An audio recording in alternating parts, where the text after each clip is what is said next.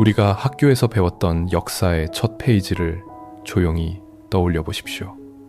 선생님의 단호한 목소리와 함께 펼쳐진 낡은 교과서 속에는 항상 같은 이름이 적혀 있었습니다. 티그리스 강과 유프라테스 강 사이에 비옥한 초승달 지대. 바로 수메르입니다. 세계의 모든 역사책은 기원전 3000년경 그 메마른 땅에서 인류 최초의 문명이 탄생했다고 단언합니다. 문명의 찬란한 빛은 중동에서 발원하여 서양으로 흘러갔고, 동아시아는 그저 오랜 시간이 흐른 뒤에야 문명의 문턱을 넘은 지각생에 불과했다는 것. 이것이 오랜 세월 동안 인류가 믿어온 굳건한 상식이자 세계사를 지탱하는 거대한 전제였습니다. 우리는 황하 문명이 동아시아의 뿌리이며 그것조차도 수메르나 이집트보다 한참 늦게 시작되었다고 믿어 의심치 않았습니다. 하지만 만약 그 모든 지식이 우리가 진리라고 믿었던 그 견고한 연대기가 절반의 진실에 불과하다면 어떨까요? 역사가 단 하나의 중심점에서 뻗어나간 단순한 직선이 아니라면 말입니다. 이제 우리의 시선을 중동의 사막에서 거두어 지도를 돌려 아시아의 동쪽 끝으로 향해 보겠습니다. 오늘날의 중국 양쯔강, 하류, 끝없이 펼쳐진 논밭과 동중국해의 습한 바람이 만나는 축축한 평원입니다. 1930년대 어느 평범한 날, 이곳에서 밭을 갈고 흙을 파내던 농부들의 볕이 끝에 차가운 돌조각들이 부딪히기 시작했습니다. 그것은 기묘한 기하학적 무늬가 새겨진 옥이었습니다. 초기 고고학자들은 그것을 그저 운 좋은 발굴 혹은 선사시대 어느 이름 모를 원시 부족이 남긴 조잡한 장신구 정도로 치부했습니다. 누구도 그 진흙탕 아래에 세계사를 뒤흔들 비밀이 잠들어 있을 것이라고는 상상하지 못했습니다. 그러나 침묵은 2007년에 이르러 산산조각이 났습니다. 수십 년의 끈질긴 발굴 끝에 진흙 깊은 곳을 파내려 가던 현대의 고고학자들은 붓을 쥐고 있던 손을 멈출 수밖에 없었습니다. 평범한 농가의 텃밭과 물소가 걷던 논바닥 아래에 숨겨져 있던 것은 단순한 촌락의 흔적이 아니었습니다. 그것은 밑변의 폭만 무려 수십 미터에서 100미터에 달하는 상상을 초월하는 규모의 거대한 성벽 기초였습니다. 놀라움은 거기서 끝나지 않았습니다. 첨단 장비를 동원한 탄소 연대 측정 결과가 모니터에 떠오르는 순간 발굴 현장에는 무거운 정적이 감돌았습니다. 그리프 이 거대한 도시의 뼈대는 기원전 3300년에서 2300년 사이의 것으로 밝혀졌습니다. 이 숫자가 의미하는 바는 명확하고도 파괴적이었습니다. 중국 역사상 최초의 국가로 기록된 하나라보다 무려 1000년이나 앞선 시대였습니다.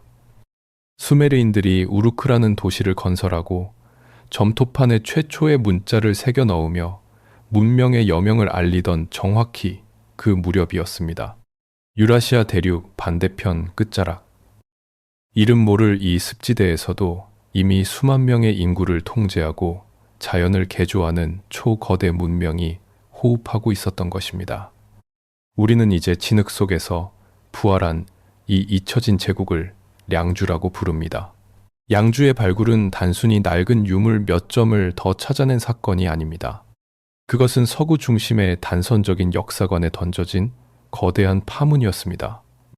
야만과 원시의 땅으로 여겨졌던 동아시아의 늪지대에서 수메르에 전혀 뒤지지 않는, 아니 어떤 면에서는 오히려 그 규모를 압도하는 복잡한 사회가 이미 완성되어 있었음을 증명하는 사건이었기 때문입니다. 이것은 교과서가 우리에게 숨겨왔거나 혹은 교과서조차 알지 못했던 역사의 거대한 모순입니다. 그들은 번쩍이는 청동기라는 강력한 기술도 가지지 못했습니다. 오직 부서지기 쉬운 돌과 깎아낸 나무, 그리고 젖은 흙만으로 거대한 도시 국가의 틀을 세웠습니다. 그렇다면 그들은 금속으로 만든 무기도 없이 어떻게 그토록 거대한 노동력을 강제하고 동원할 수 있었을까요? 도대체 어떤 권력의 원리가 사람들을 통제하고 국가라는 무자비한 기계를 그토록 일찍부터 굴려왔던 것일까요? 그 해답을 찾기 위해 고고학자들은 도시의 가장 깊은 곳, 죽은 자들의 공간으로 내려갔습니다. 그러나 무덤 속에서 발견된 것은 일반적인 상식을 또 한 번 비웃는 것들이었습니다. 하지만 흙 속에서 모습을 드러낸 그 거대한 성벽은 그저 이 제국이 두른 얇은 껍질에 불과했습니다. 서양의 학자들을 진정으로 얼어붙게 만든 것은 그보다 훨씬 깊은 지층 아래에서 수천 년의 시간을 머금고 발굴을 기다리던 다른 무언가였습니다. 그것은 차갑고도 기이한 죽음과 권력의 빛을 내뿜고 있었습니다. 발굴팀이 조심스럽게 파내려간 량주의 무덤들은 인류가 얼마나 일찍부터 잔혹한 계급 사회를 이루었는지 뼈저리게 보여주는 현장이었습니다. 도시의 외곽 해자나 진흙 구덩이에서는 일반 평민들의 유골이 무더기로 발견되었습니다. 그들은 짐승의 뼈처럼 아무렇게나 버려져 있었고 곁에는 깨진 토기 조각 하나조차 놓여 있지 않았습니다. 하지만 도시의 중심부, 수만 톤의 흙을 인공적으로 쌓아 올려 만든 거대한 재단 위로 올라가면 이야기는 완전히 달라집니다. 올로그 토난이 이야기다지만 최고위 지배층의 무덤을 열었을 때 고고학자들의 눈앞에 펼쳐진 것은 수천 년의 어둠을 뚫고 뿜어져 나오는 차갑고도 푸른 빛이었습니다. 그것은 엄청난 양의 옥이었습니다. 시신의 머리부터 발끝까지, 심지어 턱뼈 아래와 손가락 사이사이까지 정교하게 가공된 옥기들이 빼곡하게 채워져 있었습니다. 내서 이케 PT 당신는데 하늘을 상징하는 둥근 원판 모양의 옥, 그리고 땅을 상징하는 사각형 기둥 모양의 옥이 수백 점씩 쏟아져 나왔습니다. 이 차가운 돌덩어리들이 품고 있는 진실은 그 아름다운 만큼이나 섬뜩한 것이었습니다. 이 시대는 금속 문명이 존재하지 않았던 신석기 시대 후기입니다. 청동검은커녕 구리조차 다루지 못하던 시절이었습니다. 옥은 일반적인 돌이나 뼈보다 훨씬 단단한 광물입니다. 쇠로 만든 정이나 칼이 없는 상태에서 도대체 어떻게 이토록 정교한 기하학적 형태를 깎아내고 머리카락보다 얇은 미세한 문양을 새겨 넣을 수 있었을까요? 해답은 순수한 인간의 고통과 시간에 있었습니다. 양주의 장인들은 대나무나 동물의 힘줄에 모래를 묻혀 오직 마찰력 하나만을 이용해 끊임없이 옥을 갈아내야 했습니다. 옥기 하나를 완성하기 위해 한 인간이 자신의 평생을 어두운 공방에 앉아 돌을 문지르는 데 바쳤을지도 모릅니다. 무덤 하나에서 쏟아져 나온 수백 점의 옥기들은 곧 수많은 장인들의 뼈를 깎는 노동과 착취당한 시간의 결정체였습니다. 결국 최고 권력자의 것으로 추정되는 판산재단의 한 거대한 무덤에서는 옥으로 만든 커다란 도끼가 발견되었습니다. 흥미로운 것은 이 도끼의 날이 무언가를 베기에는 너무나도 뭉툭했다는 사실입니다. 이것은 적의 목을 치기 위한 실전용 무기가 아니라 오직 군주가 가진 절대적인 권위를 과시하기 위한 순수한 의장용 상징물이었습니다. 피 한 방울 묻히지 않은 이 무딘옥 도끼는 역설적이게도 그 어떤 날카로운 청동검보다 더 강력하게 사람들의 영혼을 굴복시켰습니다. 여기서 우리는 거대한 모순과 마주하게 됩니다. 인류 문명의 초기 단계에서 한 사회가 생산해낸 귀중한 잉여 노동력과 자원은 보통 생존을 위해 쓰이기 마련입니다. 맹수를 막을 성벽을 더 튼튼히 다지거나 식량을 넉넉히 비축하거나 이웃 부족을 정벌할 무기를 날카롭게 벼리는 데 사용하는 것이 상식입니다.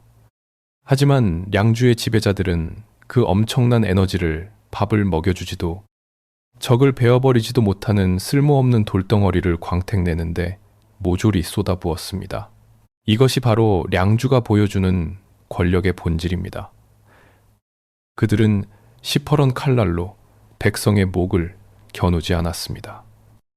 대신 오직 자신들만이 신과 소통할 수 있다는 압도적인 종교적 신화와 그 신성함을 증명하는 옥의 차가운 빛으로 사람들의 정신을 지배했습니다.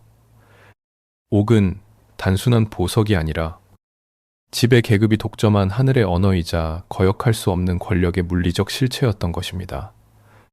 평민들은 신의 대리자인 통치자들을 위해 기꺼이 혹은 철저한 두려움 속에서 평생을 바쳤습니다. 하지만 이토록 완벽해 보이는 정신적 지배만으로는 그들이 이룩한 진정한 기적을 설명할 수 없습니다.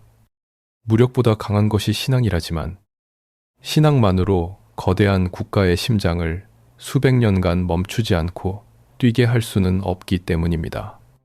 당신은 폭력이나 맹목적인 믿음으로 몇몇 사람들에게 평생토록 옥을 갈게 만들 수는 있습니다. 하지만 수만 명의 인력을 동원하여 수십 년에 걸쳐 자연의 질서를 뒤바꾸는 상상조차 불가능한 거대한 토목공사를 완수하려면 신권과 옥의 빛깔만으로는 턱없이 부족합니다.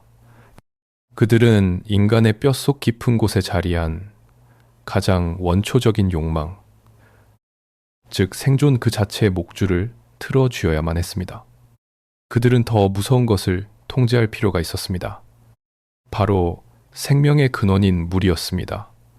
신앙과 두려움으로 조각된 차가운 옥빛 너머에는 량주 지배층이 그토록 강력한 권력을 유지할 수 있었던 진짜 이유가 숨겨져 있었습니다.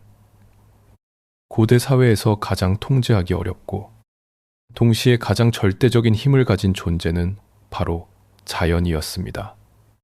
양쯔강 하류의 비옥한 삼각주는 벼농사를 짓기에는 완벽한 땅이었지만 해마다 장마철이 찾아오면 무자비한 홍수가 모든 것을 집어삼키는 죽음의 냇물로 변해버렸습니다. 이 거친 자연의 맹위를 길들이고 생존의 기반을 다지는 자만이 진정한 지배자가 될 수 있었습니다. 2015년 양주의 고고학 발굴 현장에서는 또 한 번 전 세계 학계를 발칵 뒤집어 놓은 경이로운 발견이 보고되었습니다. 도시 외곽의 거대한 숲과 계곡 사이를 조사하던 학자들은 오랜 세월 동안 자연적으로 형성된 언덕이라고 굳게 믿어왔던 지형들이 사실은 인공적으로 쌓아 올려진 거대한 댐의 흔적이라는 사실을 깨달았습니다. 그것은 동네의 작은 둑이나 농수로 수준이 아니었습니다. 지형의 높낮이를 이용해 설계된 높은 댐과 낮은 댐들이 산맥을 따라 무려 10여 킬로미터에 걸쳐 유기적으로 연결된 지구상에서 가장 오래되고 거대한 수리시설이었습니다. 비슷한 시기 중동의 티그리스강과 이집트의 나일강 유역에서도 치수 사업이 이루어지고 있었지만 그 규모와 설계의 복잡성에 있어서 량주의 시스템은 동시대의 그 어떤 문명보다 압도적이었습니다. 현대 고고학자들의 정밀한 계산에 따르면 이 거대한 댐과 제방 네트워크를 건설하기 위해 이동된 흙과 돌의 양은 280만 세제곱미터에 달합니다. 바퀴 달린 수레도, 단단한 철제 도구도, 무거운 짐을 끌어줄 대형 가축도 전혀 존재하지 않았던 시절이었습니다.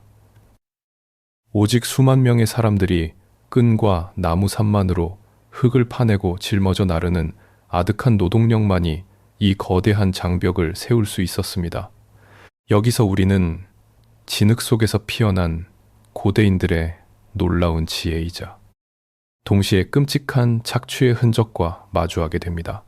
그들은 단순히 흙을 산처럼 무식하게 쌓아 올리는 방식을 택하지 않았습니다. 거센 홍수의 압력을 견뎌내고 흙이 물에 휩쓸려가는 것을 막기 위해 양주의 설계자들은 축축한 진흙을 갈대와 억새풀로 단단히 감싸 네모난 벽돌처럼 만드는 놀라운 공법을 발명해냈습니다. 풀로 싼 거대한 진흙 덩어리들을 수없이 겹치고 다져서 견고한 방수벽을 구축한 것입니다. 이 웅장한 물의 장벽은 단순한 토목 기술의 승리가 아니었습니다. 그것은 이름 모를 수많은 하층민들의 찢겨진 맨손과 핏방울, 무거운 진흙, 그리고 축축한 풀잎들이 겹겹이 쌓여 만들어진 잔혹한 기적의 결정체였습니다. 하지만 우리를 진정으로 소름 돋게 만드는 것은 그들의 가혹한 노동 환경이 아닙니다. 이 거대한 방어 시스템은 결코 홍수가 날 때마다 임기응변식으로 덧붙여 지어진 것이 아니었습니다. 댐의 높이, 계곡의 경사, 빗물의 유입량과 저수지의 최대 용량을 모두 계산한 완벽한 청사진이 공사의 첫 삽을 뜨기 훨씬 전부터 이미 완성되어 있었다는 뜻입니다. 이것은 양주 사회가 고도의 수학적, 공간적 이해도를 갖추고 있었음을 증명합니다. 동시에 수만 명의 인력을 적재적소에 배치하고 한치의 오차도 없이 일사불란하게 지휘할 수 있는 현대 국가의 버금가는 강력한 중앙 집권 체제를 완성했음을 의미합니다.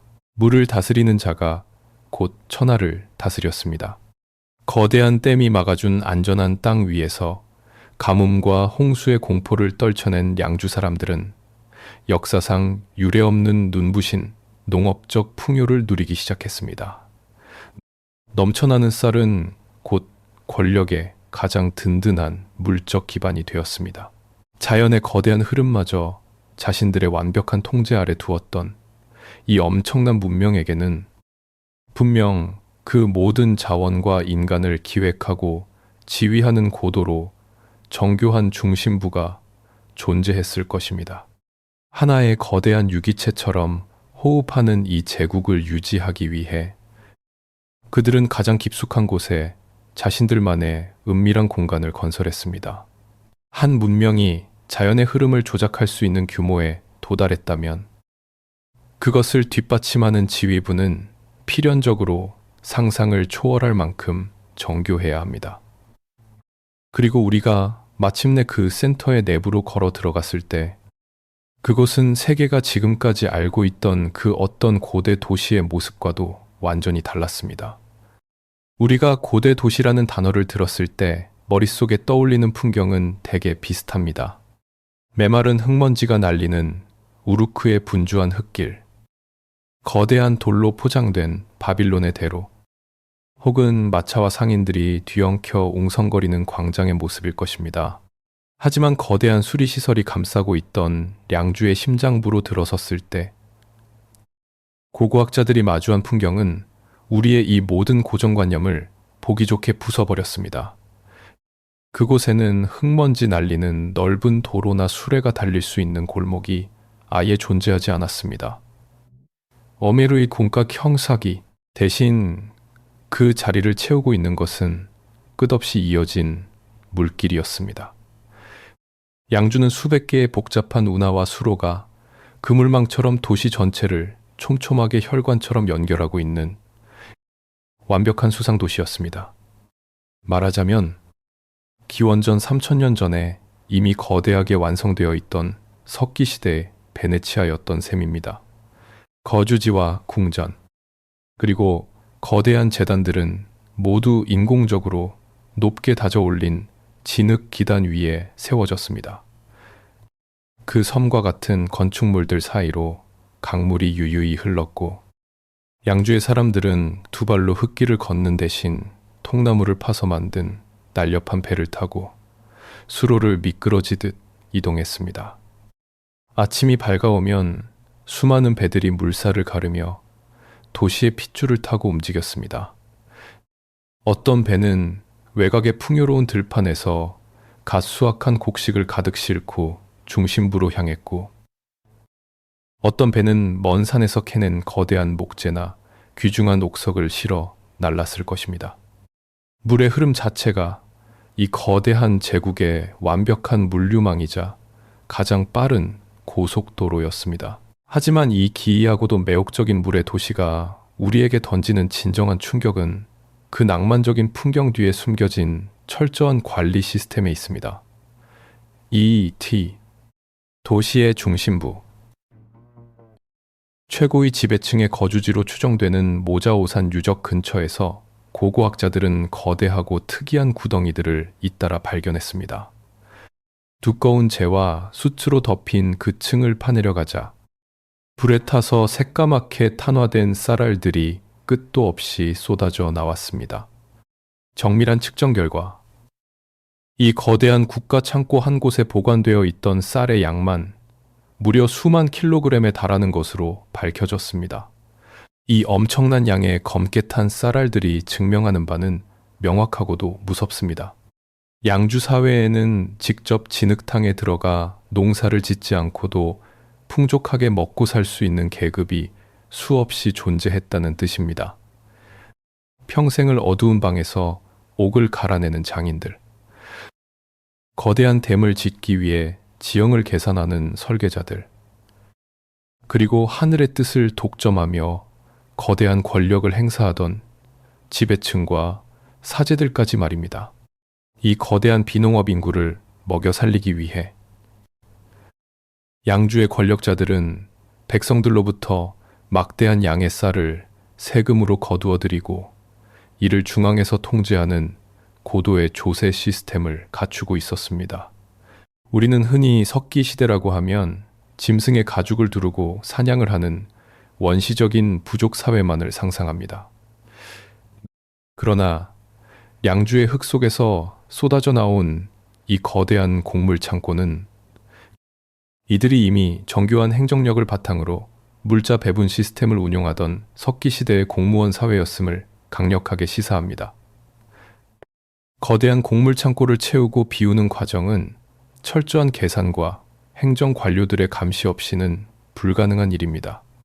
누가 얼마만큼의 쌀을 국가에 바쳤는지, 어떤 장인에게 며칠치의 식량을 배급해야 하는지, 댐 공사에 동원된 수만 명의 인부들에게 어떻게 매일 밥을 지어 먹일 것인지 꼼꼼하게 기록하고 통제해야만 이 거대한 도시국가의 톱니바퀴가 멈추지 않고 돌아갈 수 있었습니다. 하지만 바로 이 지점에서 량주의 흔적을 쫓는 모든 고고학자들과 역사학자들을 깊은 혼란에 빠뜨리는 지독한 모순이 등장합니다. 이토록 정교하게 분업화된 노동력을 통제하고 상상을 초월하는 규모의 쌀을 세금으로 거두어들이고 관리했던 이 거대하고 복잡한 국가가 정작 지구 반대편의 수메르인들이 제국을 관리하기 위해 발명했던 가장 핵심적이고도 필수적인 도구 하나를 완전히 결핍하고 있었다는 사실입니다. 수메르인들이 진흙판에 갈대펜으로 쟁기 문자를 새겨 넣은 이유는 거창한 철학이나 문학을 기록하기 위해서가 아니었습니다. 그것은 철저히 실용적인 목적, 즉 세금을 걷고 창고의 곡물을 기록하며 노동력의 배분을 계산하기 위한 회계의 도구로 출발했습니다. 수만 명의 인구를 거느린 거대 도시 우르크를 굴러가게 만든 힘은 바로 이 기록된 정보, 즉 문자라는 획기적인 발명품에 있었습니다. 그렇다면 량주는 어땠을까요? 앞서 보았듯 량주 역시 수만 명의 인력을 동원해 거대한 댐을 짓고 엄청난 양의 쌀을 세금으로 거두어들여 국가 창고에 쌓아두었습니다. 이처럼 거대하고 정교한 관료 사회가 한치의 오차 없이 운영되려면 필연적으로 정보를 저장하고 전달할 수 있는 기록 매체가 필요했을 것입니다. 하지만 고고학자들이 량주의 진흙을 아무리 깊이 파내려 가도 수메르의 점토판이나 이집트의 파피루스 같은 체계적인 문자 기록은 단 한 조각도 나오지 않았습니다.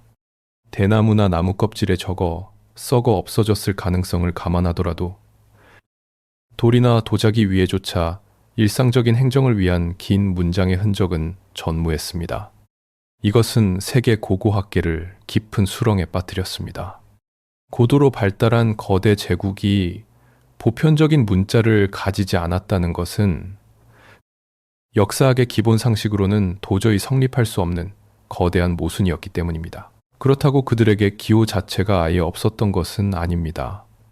발굴된 흑색 토기 조각이나 차가운 옥의 표면에서는 아주 날카롭게 새겨진 기묘한 문양과 기호들이 드문드문 발견되었습니다.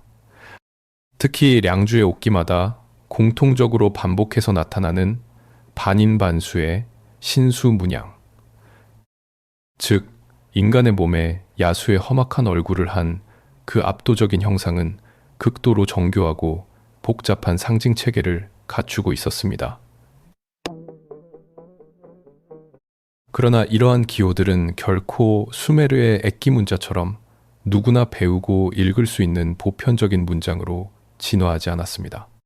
기호들은 철저히 파편화되어 있었고 오직 제단이나 무덤 같은 지극히 제한적이고 성스러운 공간에서만 폐쇄적으로 사용되었습니다. 우리는 흔히 문자의 발명이 문명 진화의 당연한 결과이며 문자가 없으면 미개하거나 덜 발달한 사회라고 단정짓곤 합니다. 하지만 양주의 기묘한 침묵 속에서 우리는 이 발상을 완전히 뒤집는 서늘한 진실과 마주하게 됩니다. 량주의 보편적인 문자가 널리 퍼지지 않은 것은 그들의 지능이 부족해서가 아니라 그것이 권력을 유지하는 가장 완벽하고도 끔찍한 방법이었기 때문일지도 모른다는 사실입니다.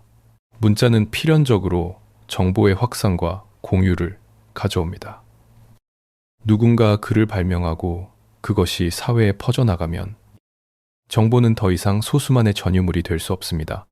양주의 지배층은 바로 이 지점을 본능적으로 두려워했을 것입니다. 그들은 하층민들이 복잡한 회계장부나 법의 원리를 이해하고 따져 묻게 놔둘 생각이 전혀 없었습니다. 그들의 통치 기반은 백성들의 이성적 납득이나 투명한 행정 시스템이 아니었습니다. 그것은 오로지 미지의 존재에 대한 절대적인 신앙과 뼈를 깎는 공포였습니다. 옥기 위에 새겨진 복잡하고 기괴한 신의 얼굴과 알 수 없는 암호 같은 단일 기호들. 그것은 평범한 인간들끼리 일상을 소통하기 위해 만든 언어가 아니었습니다. 그것은 오직 하늘의 뜻을 독점한 최고의 사제이자 군주만이 읽고 해석할 수 있는 신과 지배자 사이의 은밀하고도 배타적인 비밀 암호였습니다. 지배층은 지식과 정보의 열쇠를 철저히 자신들의 견고한 울타리 안에 가두어 버렸습니다. 일반 백성들은 그 기호가 구체적으로 무엇을 의미하는지 알 권리도 알 필요도 없었습니다. 그저 군주가 거대한 제단 위에서 높이 들어올린 차가운 옥빛과 그 위에 새겨진 신의 무서운 눈동자를 보며 맹목적으로 엎드려 피땀 흘려 일하기만 하면 되었습니다. 이것은 총칼로 위협하는 현대의 그 어떤 독재 국가보다도 훨씬 더 지독하고 원초적인 형태의 정보 통제 시스템입니다. 그들은 아예 백성들이 세상의 이치를 깨닫고 스스로 사고할 수 있는 도구 자체를 애초에 쥐어주지 않은 것입니다. 대중 간의 지적 소통을 차단하고 오직 신비로움과 종교적 공포만을 극대화하여 인간의 뇌를 지배하는 방식, 량주가 문자를 남기지 않았다는 사실은 역설적이게도 그들이 정보의 파급력을 얼마나 두려워했고 또 그것을 얼마나 잔인하게 통제했는지를 보여주는 가장 무서운 증거입니다. 그들은 문자가 보편화되지 않은 닫힌 세상을 의도적으로 유지함으로써 이도 영원히 깨어지지 않을 완벽한 지배 구조를 완성하려 했던 것입니다. 이러한 지식과 권력의 철저한 독점은 량주라는 제국을 거대한 기계처럼 굴러가게 만들었고 거의 1000년 동안이나 안정된 사회를 유지해냈습니다. 하지만 량주의 엘리트들은 그 치밀한 통제 속에서 한 가지 치명적인 사실을 잊고 있었습니다. 그들이 인간을 속여 스스로를 신이라고 믿게 할 수는 있었지만 결코 거대한 하늘을 속일 수는 없었다는 것을 말입니다. 고대 중동의 역사책은 언제나 피비린내, 나는 전쟁의 기록으로 가득합니다. 우르크, 아카드, 바빌론에 이르기까지 제국의 흥망성쇠와 권력의 교체는 필연적으로 무수한 창칼의 부딪힘, 대지의 학살, 그리고 불타는 도시를 동반했습니다. 하지만 양주의 거대한 흙더미를 수십 년간 끈질기게 파내려간 현대의 고고학자들은 유적지 깊은 곳에서 또 다른 기묘하고도 섬뜩한 침묵과 마주해야 했습니다. 수십만 평에 달하는 거대한 성벽을 쌓아 올리고 수만 명의 인구를 일사불란하게 통제했던 이 놀랍고 강력한 초기 국가의 유적, 어디에서도 사람을 죽이기 위해 전문적으로 만들어진 뚜렷한 살상용 무기가 거의 발견되지 않았던 것입니다. 짐승의 뼈로 만든 화살촉이나 돌도끼가 간혹 출토되긴 했지만 이티,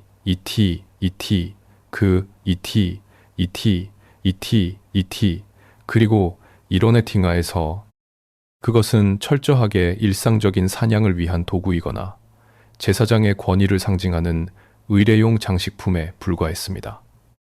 대규모의 정규 군대가 주둔했던 막사의 흔적이나 적의 침략을 방어하다가 처참하게 무너져 내린 전쟁의 흔적, 뼈와 두개골에 무기가 박힌 채 죽어간 대량 학살의 무덤은 이 습한 진흙 땅 그 어디에도 존재하지 않았습니다.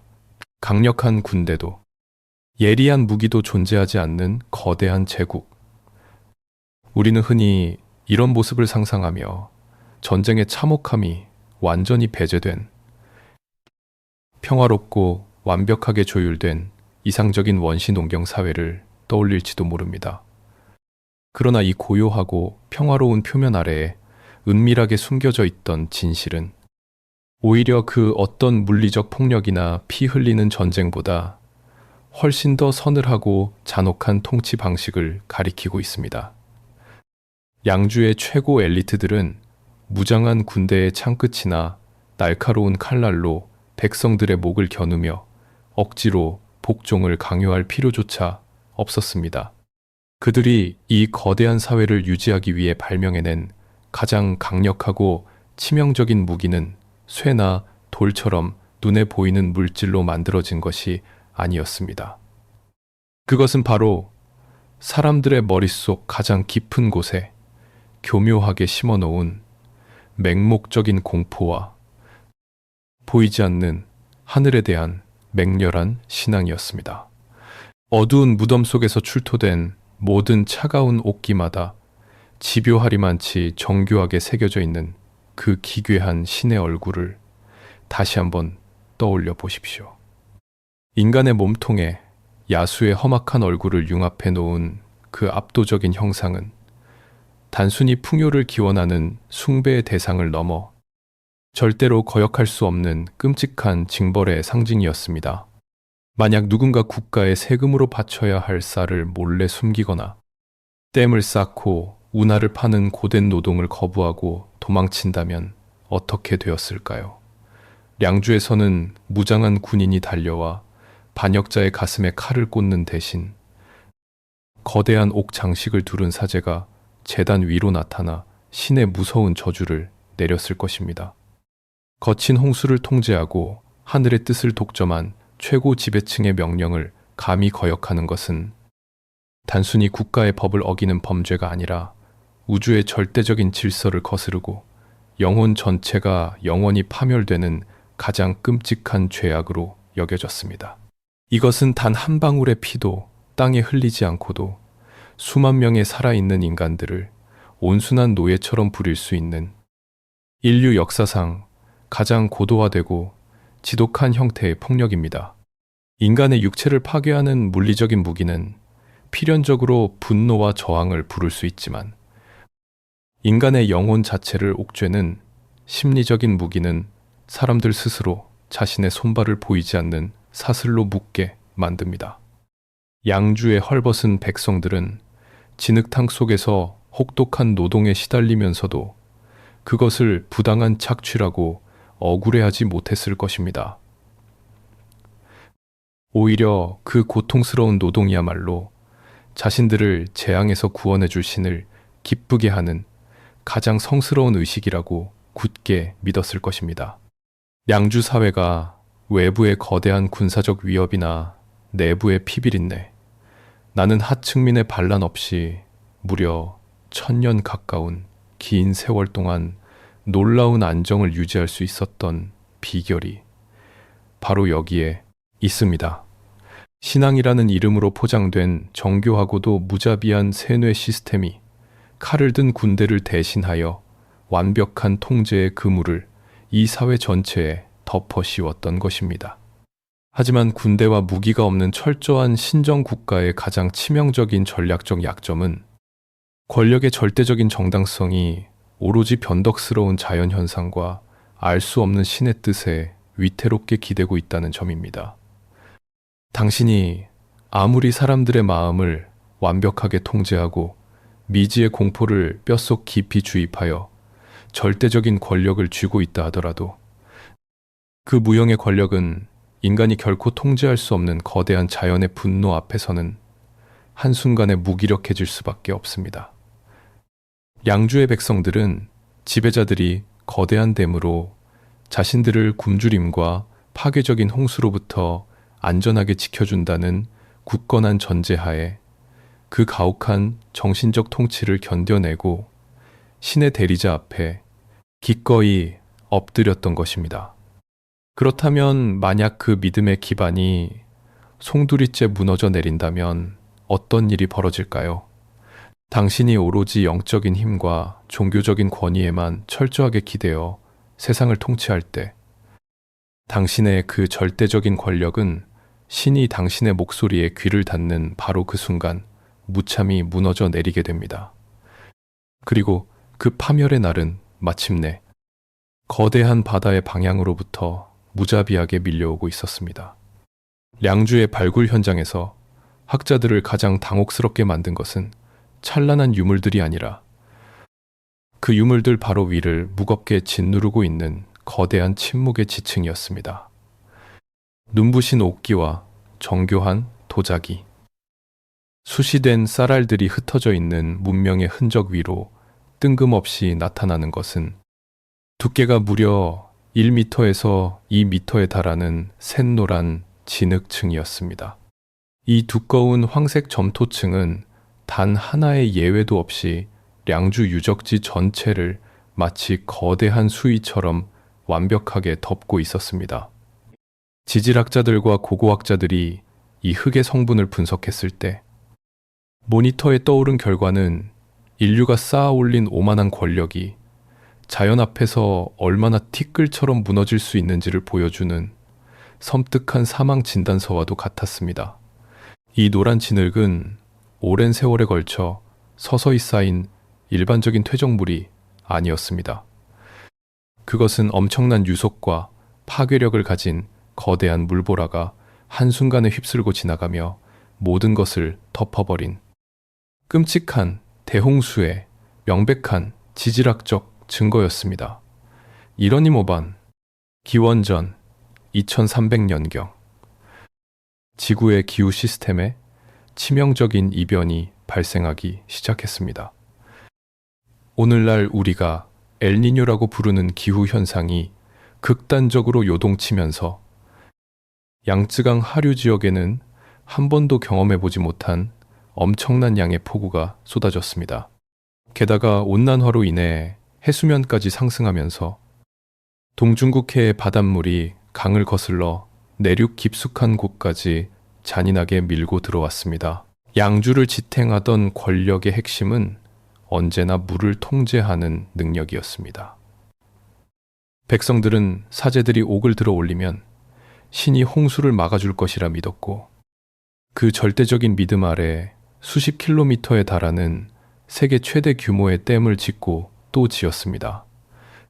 하지만 하늘의 분노는 인간이 계산할 수 있는 범위를 아득히 초월했습니다. 연일 쏟아지는 폭우와 바다로부터 역류하는 거센 파도는 댐의 수위를 한계치까지 밀어 올렸습니다. 탕류가 진흙과 갈대로 만든 방수벽을 미친 듯이 때리기 시작했을 때 신을 대리하던 군주와 사제들은 거대한 제단에 올라 절망적으로 옥을 흔들며 하늘을 향해 기도를 올렸을 것입니다. 그러나 그토록 경외받던 차가운 돌덩어리는 폭풍우 속에서 아무런 기적도 일으키지 않았습니다. 그리고 마침내 견고함을 자랑하던 가장 거대한 댐의 한가운데가 굉음과 함께 찢어지듯 무너져 내렸습니다. 여기서 우리는 고대 문명이 남긴 가장 비극적인 역설과 마주하게 됩니다. 수백 년 동안 량주 사람들을 배불리 먹이고 안전하게 지켜주었던 그 위대한 수리시설이 붕괴하는 그 순간에는 오히려 도시를 완벽하게 지워버리는 끔찍한 함정으로 돌변했다는 사실입니다. 댐 안에 갇혀있던 수억 톤의 물이 댐의 붕괴와 함께 한꺼번에 터져 나오면서 산처럼 거대한 진흙 해일을 만들어냈습니다. 이 무자비한 토사는 그대로 계곡을 타고 내려와 도시 중심부를 덮쳤습니다. 수로를 미끄러지던 평화로운 배들, 수만 톤의 쌀을 보관하던 거대한 곡물 창고, 권력의 상징이었던 신성한 제단, 그리고 그 위에서 하늘의 자비를 구하던 수만 명의 사람들까지 모든 것이 단숨에 노란 진흙 속으로 영원히 생매장되었습니다. 이 권력을 유지하기 위해 자연의 흐름을 인공적으로 막아세웠던 그들의 뛰어난 기술력이 역설적이게도 파괴적인 재앙의 에너지를 비축하는 꼴이 되어버린 것입니다. 자연은 무자비하고도 신속하게 움직였습니다. 칼 한 번 휘두르지 않고 수백 년간 오만하게 절대 권력을 누렸던 이 거대한 신정 국가는 단 몇 번의 계절이 바뀌는 동안 지구상에서 완벽하게 증발해버렸습니다. 그들이 남긴 웅장한 도시와 섬뜩한 지배의 기호들은 모두 깊고 어두운 뻘밭 아래로 묻혔습니다. 그리고 후대의 역사책은 그들의 존재조차 알지 못한 채 오직 수메르와 이집트의 영광만을 찬양하게 되었습니다. 양주인들은 사라졌고 그들의 도시는 진흙 바다에 잠겼습니다. 하지만 그들의 유산은 완전히 죽지 않았습니다. 그 아비규환의 진흙탕 속에서 간신히 목숨을 건진 극소수의 생존자들이 있었습니다. 그들은 무너진 제단 속에서 권력과 신앙의 상징인 차가운 옥기들을 조심스럽게 파내어 품에 꽉 안은 채 북쪽으로 도망쳐 미지의 새로운 권력의 씨앗을 뿌리게 됩니다. 대홍수가 량주를 집어삼키고 모든 영광을 진흙 속으로 파묻었을 때 양주의 생존자들은 절망 속에서 발길을 돌려야만 했습니다. 그들은 잃어버린 고향을 뒤로하고 북쪽을 향해 길고 고통스러운 엑소더스를 시작했습니다.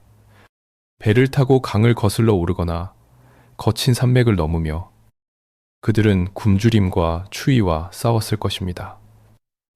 그러나 이 험난한 도피의 길에서도 그들이 결코 손에서 놓지 않은 것이 하나 있었습니다. 그것은 바로 자신들의 영혼이자 권력의 상징이었던 차가운 옥기들이었습니다. 하늘을 상징하는 둥근 원판, 땅을 상징하는 사각형의 옥 기둥. 이 옥기들은 그저 비싼 보석이 아니라 신과 소통하고 우주의 질서를 다스린다는 고귀한 믿음의 결정체였습니다. 디에티. 이 남쪽의 난민들이 수백 킬로미터를 걸어 황하 유역, 즉 훗날 고대 중국 문명의 중심지가 되는 중원에 도착했을 때 역사는 아주 기묘한 화학 반응을 일으키기 시작합니다. 우리가 흔히 아시아 문명의 요람이라고 부르는 상나라와 주나라의 거대한 왕릉들을 발굴해 보면 그곳에서 아주 낯익은 유물들이 무더기로 쏟아져 나옵니다. 북방의 거친 초원과 황토고원에서 일어난 제국의 왕들이 묻힌 깊은 무덤 속에 수백 년 전 양주 사람들이 목숨을 걸고 지켜냈던 바로 그 형태의 옥기들이 고스란히 놓여 있는 것입니다. 심지어 옥의 표면을 장식하고 있는 반인반수의 기괴한 신수 문양까지 놀랍도록 닮아 있습니다. 이것은 역사학적으로 엄청난 충격을 안겨주는 진실입니다. 수천 년 동안 중국의 정사 기록과 사상가들은 문명의 빛이 오직 황하 유역의 중원 일대에서만 시작되었다고 주장해 왔습니다. 그들은 중원의 한족이 천하의 중심이며 양쯔강 이남의 남쪽 지역은 미개한 오랑캐들이 사는 야만의 땅이라고 깎아내렸습니다. 국가를 통치하는 왕의 권위는 오직 중원 내부에서 독자적으로 발명되고 발전된 것이라 믿어 의심치 않았습니다. 오징부는 장케공 의공의 중원, 하지만 흙 속에서 파낸 차가운 옥기들이 묵묵히 증명하는 진실은 그 오만한 기록들과는 정반대였습니다. 훗날 하늘의 뜻을 받았다며 동아시아를 호령했던 고대 중국의 최초의 왕들은 사실 스스로 권력의 상징을 발명해낸 것이 아니었습니다. 그들이 남쪽 팜지대에서 올라온 이름 모를 유민들에게서 신을 독점하고 인간의 영혼을 지배하는 통치 기술을 빌려왔습니다. 그리고 그 오랑캐들의 상징물인 옥기를 고스란히 가져와 자신들의 절대 권력을 정당화하는 가장 핵심적인 도구로 삼았던 것입니다. 역사는 언제나 살아남은 승리자들의 전리품이며 문자를 소유한 자들의 독점물입니다. 황하의 지배자들은 문자를 사용해 자신들의 위대함을 화려하게 기록하고 찬양했지만 정작 그 권력의 뿌리가 되어준 남쪽의 위대한 제국에 대해서는 단 한 줄의 기록도 남기지 않았습니다. 양주인들은 그렇게 승자들의 역사책 속에서 완벽하게 지워진 채 유령이 되어버린 것입니다. 이러한 사실은 우리에게 동아시아 문명의 기원에 대한 아주 중요하고도 씁쓸한 깨달음을 줍니다. 우리가 아는 역사는 결코 단 하나의 씨앗에서 자라난 외로운 나무가 아니었습니다. 그것은 여러 지역에서 각자의 방식으로 눈부신 성취를 이루었던 다원적인 문명들이 서로 부딪히고 융합하고 때로는 서로의 권력을 잔인하게 탈취하면서 얽히고 설킨 거대한 숲이었습니다. 중원의 지배자들은 남쪽 문명의 상징을 훔쳐 자신의 왕관을 화려하게 장식했고 그 위대한 기원을 철저히 숨겼습니다. 하지만 넵지대 아래 잠든 그림자들에 관한 이 이야기는 단지 아득한 과거의 문제로 끝나지 않습니다. 21세기인 오늘날 오래된 진흙과 부서진 뼈들은 가장 날카로운 지정학적 무기가 되어 우리의 현실로 돌아오고 있습니다. 수천 년 동안 차가운 진흙 속에 묻혀있던 량주의 유령들이 21세기의 밝은 조명 아래로 끌려 나온 이유는 단지 고고학자들의 순수한 지적 호기심 때문만이 아니었습니다. 흙먼지를 털어내고 과거의 파편을 맞추는 이 정교한 작업 이면에는 거대한 자본과 권력의 논리가 숨쉬고 있습니다. 오늘날 중국 정부는 량주 유적을 발굴하고 복원하는데 천문학적인 자금을 쏟아부었습니다. 끝없이 넓은 박물관이 세워졌고 최첨단 기기를 동원한 대규모 발굴 프로젝트가 국가적인 차원에서 강력하게 추진되었습니다. 그리고 마침내 2019년 양주는 유네스코 세계문화유산에 당당히 등재되며 전 세계의 공인을 받게 됩니다. 도대체 왜 현재의 거대한 제국은 이름조차 낯선 수천 년 전의 축축한 뜰지대 유적에 이토록 맹렬하게 집착하는 것일까요? 그 해답을 찾기 위해서는 현대의 복잡한 국제정치와 국가의 자존심이라는 은밀한 영역을 들여다보아야 합니다. 오랜 세월 동안 동아시아의 거대 국가는 서구 학계의 냉정한 시선 앞에서 묘한 역사적 콤플렉스를 겪어야만 했습니다. 서양의 교과서들은 인류 문명의 발상지를 논할 때마다 수메르나 이집트의 이름을 가장 먼저 올려놓았습니다. 중국 스스로는 늘 5,000년의 찬란한 연속된 역사를 가졌다고 자부해왔지만 세계 고고학계가 공식적으로 인정하는 그들의 가장 오래된 기원은 기원전 1600년경의 상나라에 불과했습니다. 수메르인들이 우루크를 건설하고 문자를 쓰던 시대와 비교하면 무려 1500년 이상이나 뒤처진 지각생이라는 뼈아픈 꼬리표가 항상 따라다녔던 것입니다. 하지만 량주의 발굴은 이 모든 지정학적 열쇠를 단숨에 뒤집어 버릴 수 있는 완벽하고도 날카로운 무기였습니다. 기원전 3000년 전에 이미 거대한 댐을 쌓고 복잡한 관료제를 운영하며 수만 명의 인구를 통제했던 거대 국가의 압도적인 실체, 그것은 자신들의 문명이 서양의 그 어떤 문명보다 결코 뒤처지지 않았으며 오히려 더 거대하고 독자적인 기원을 가지고 있음을 전 세계에 증명하는 부인할 수 없는 물리적 증거였습니다. 그들은 바퀴나 청동기, 보편적인 문자라는 서구 중심의 문명 기준을 거부하고 수리시설과 정교한 옥기를 바탕으로 한 동양만의 새로운 문명 표준을 세계에 강요하고 있는 것입니다. 이 지점에서 우리는 놀랍고도 씁쓸한 인식의 역전을 경험하게 됩니다. 우리가 객관적인 과학이자 순수한 진리 탐구라 믿었던 고고학은 사실 그 시대 가장 강력한 국가들의 노골적인 권력 의지를 반영하는 정치적 도구에 불과할지도 모른다는 사실입니다. 재고면 그 고대 역사는 결코 조용히 잠들어 있는 죽은 과거가 아닙니다. 그것은 끊임없이 현재의 사람들에 의해 목적을 가지고 재구성되며 오늘날의 제국들이 세계 무대에서 자신들의 패권과 정당성을 주장하기 위해 휘두르는 가장 강력한 소프트 파워입니다. 과거 량주의 엘리트들이 기괴한 무늬가 새겨진 옥기를 높이 들어올려 헐벗은 백성들의 정신을 지배했던 것처럼 이 현대의 국가들은 땅속에서 파낸 파편들로 웅장한 국가 서사를 직조하여 국민을 통제하고 세계를 향해 자신들의 영광을 과시하고 있습니다.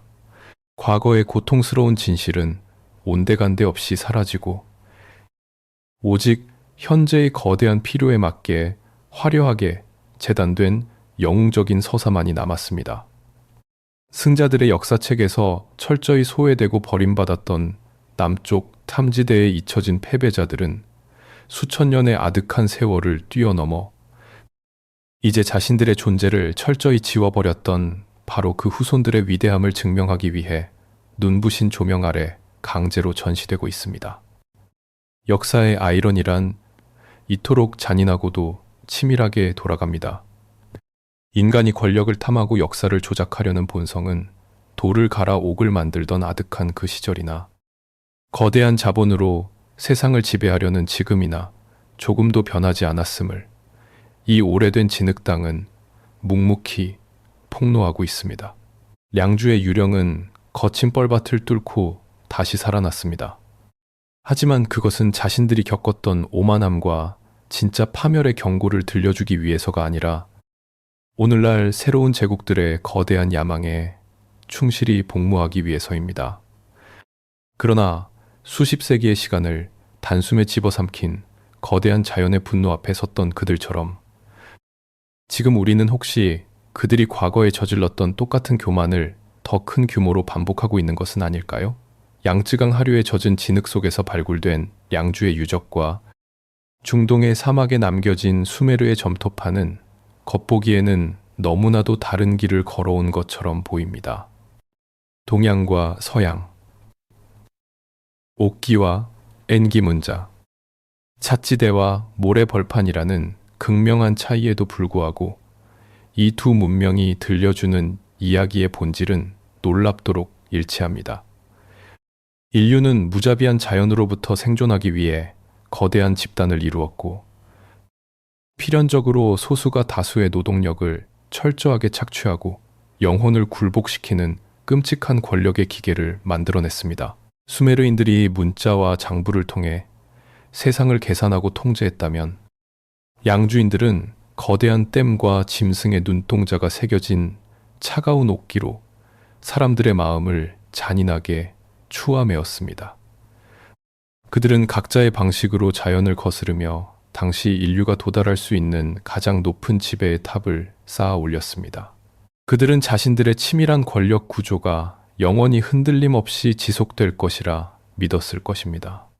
자연의 가장 거대한 흐름인 물길조차 발밑에 무릎 꿇렸으니 세상에 그들보다 위대한 존재는 없다고 오만하게 자부했을 것입니다. 하지만 기후의 격변과 해수면의 급격한 상승이라는 전 지구적 재앙 앞에서 그들이 피땀 흘려 이룩한 눈부신 기술과 정교한 지배 시스템은 너무나도 초라했습니다. 수백 년간 목숨을 지켜주었던 가장 거대한 수리시설이 붕괴하며 도시 전체를 집어삼키는 파멸의 흉기로 돌변했던 순간은 자연을 완벽하게 통제할 수 있다는 인간의 오만이 얼마나 위험한 착각인지를 명백히 보여줍니다.